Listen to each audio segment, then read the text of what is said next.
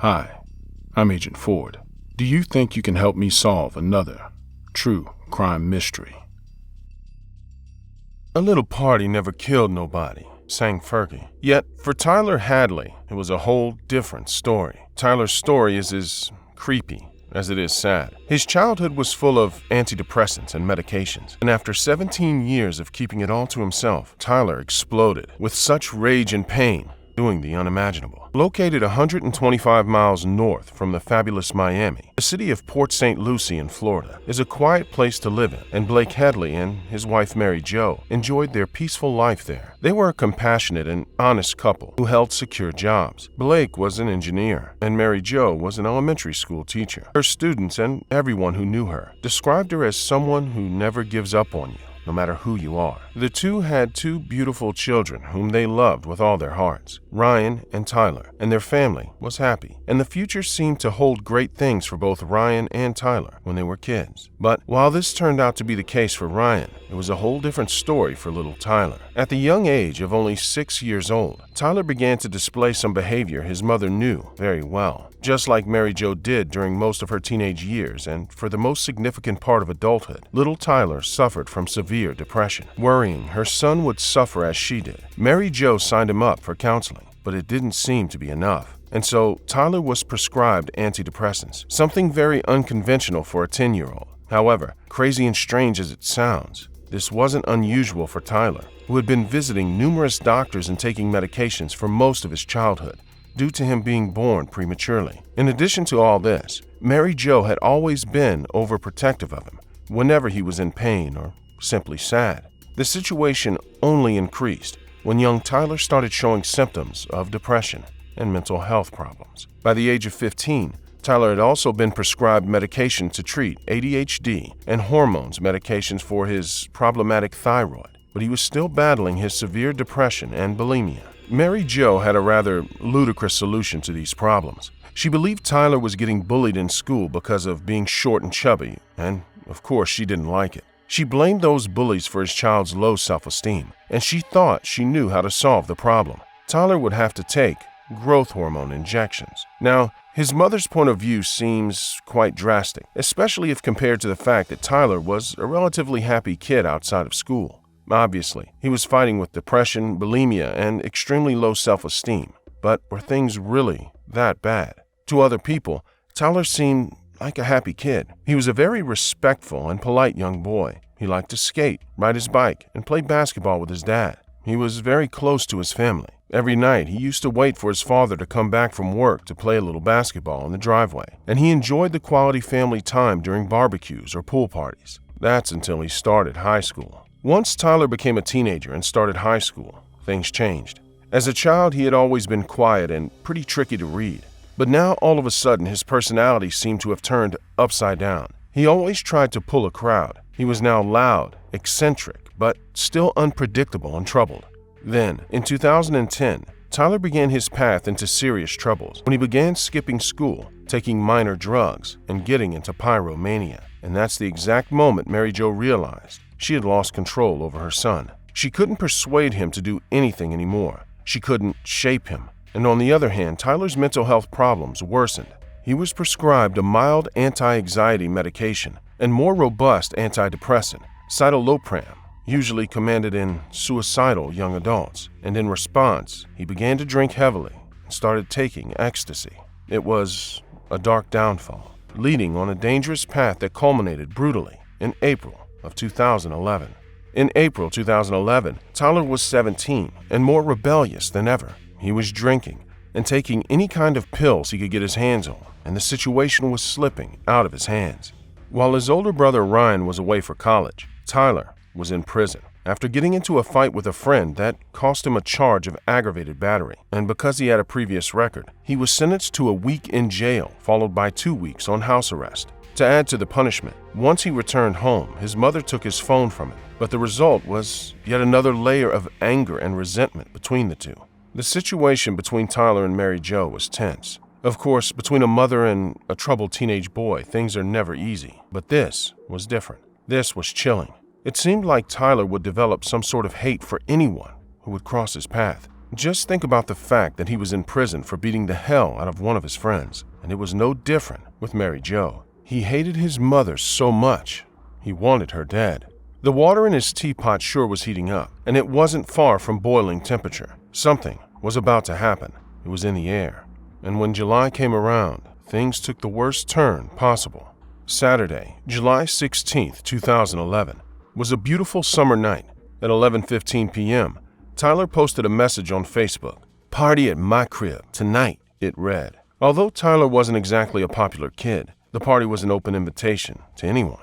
It was promised to be huge, the most incredible party ever, and the first time ever for Tyler to host a house party. There wasn't much to do for teenagers in Port St. Lucie. The town didn't have access to the beach. There was no downtown, no place for kids to hang out, so it was no surprise when over 60 people turned up at Tyler's house to get loose that night. Tyler's guests weren't exactly polite and damaged the house badly, but Tyler didn't really seem to care. "My parents are out of town," Tyler said to his mates. But how far they were, precisely, was anyone's guess. By midnight, over 100 people at the Hadleys, kids smoking and drinking, dancing and getting loose, playing beer pong. And it was during a beer pong match that someone made a gross discovery, even if he didn't realize it at the time. When the ball fell to the floor and rolled under the table, it stopped in a gloopy dark brown liquid. The kid who picked it up was grossed out by whatever that liquid was, but he didn't think much of it. Then, around 1 a.m. as the party was going on, Tyler asked his best friend Michael to step outside and talk privately.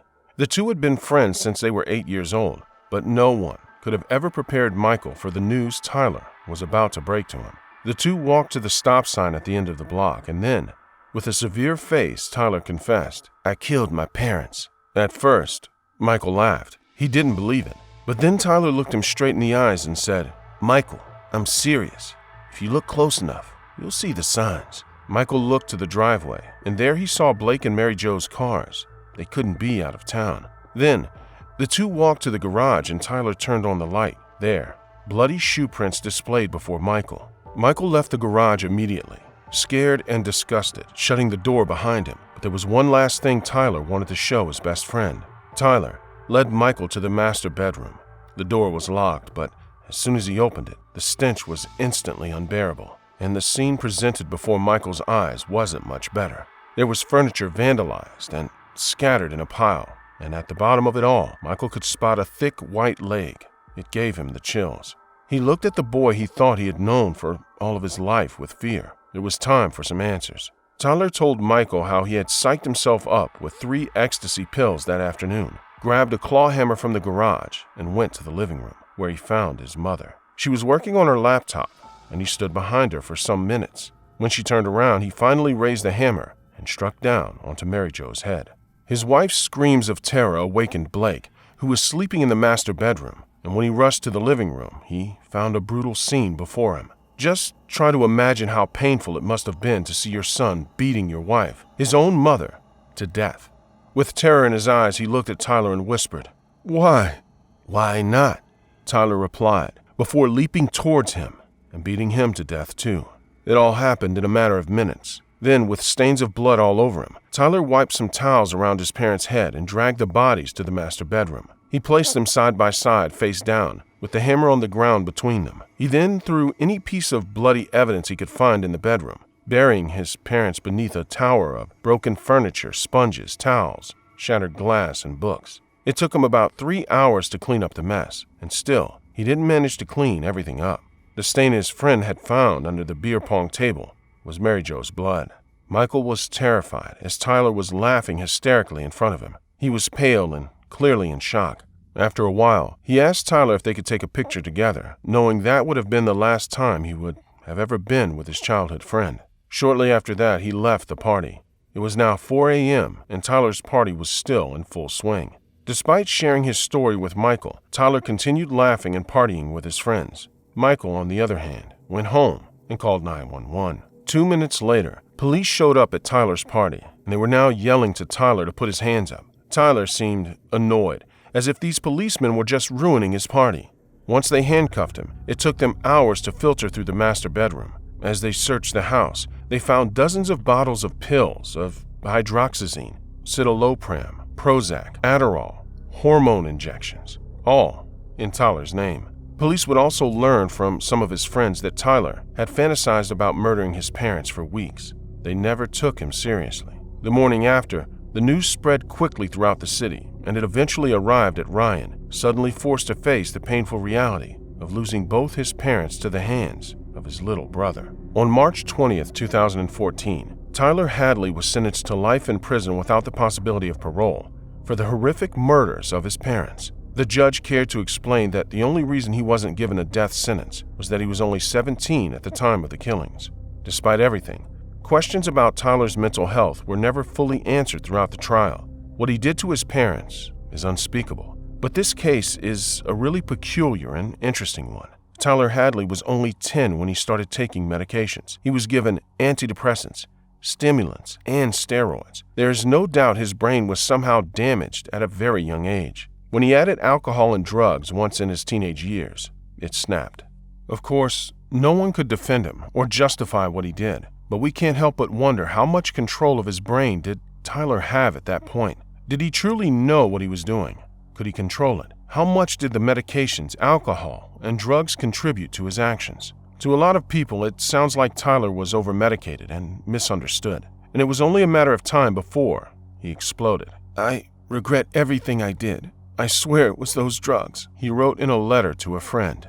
"I was just living my life as a normal 17-year-old kid, and the next thing I knew, I'm in the middle of the St. Lucie County Jail. I ruined a lot of people's lives," he concluded, "and I can't seem to forgive myself. I find myself crying a lot because of the guilt. The devil had a hold on me. I talked to him, and he talked to me." Let me know what you guys think about this case in the comments below. As always, I look forward to reading your interesting theories. If you enjoyed this video, don't forget to hit that like button and share it with your fellow investigators. Subscribe to the channel if you haven't already. Hit that notification bell so you never miss a case.